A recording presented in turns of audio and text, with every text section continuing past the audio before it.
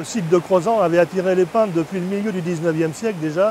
Et il y a donc beaucoup de peintres romantiques, puis ensuite des peintres académiques qui sont venus peindre ces lieux ici, parce que le lieu était pittoresque. Et quand sont arrivés les impressionnistes, ils ont trouvé un site correspondant parfaitement à leur technique de touche fragmentée, à la couleur claire qu'ils utilisaient.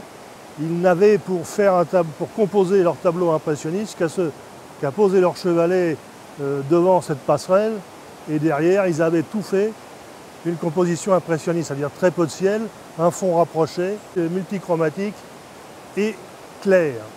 Leur principale caractéristique était de peindre en extérieur, de respecter le motif, de tout peindre à l'extérieur. Quelques touches terminent à l'atelier, mais c'est tout. Le respect du motif absolu et peindre à la, ça m'amuse à chaque fois de le dire, à la vitesse de la lumière, quoi, pour avoir l'effet exact et réel. Avec la technique de la touche divisée, une palette éclatante, Guillaumin a vraiment fait exploser les canons de l'art académique de l'époque. Et du coup, il a attiré beaucoup d'autres artistes qui sont venus puiser dans sa palette directement les couleurs de la Creuse.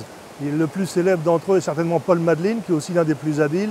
Mais il y a aussi ici une personnalité qui s'appelait Eugène Alluot, qui était le fils du porcelainier de Limoges, qui habitait ici, qui était artiste peintre également.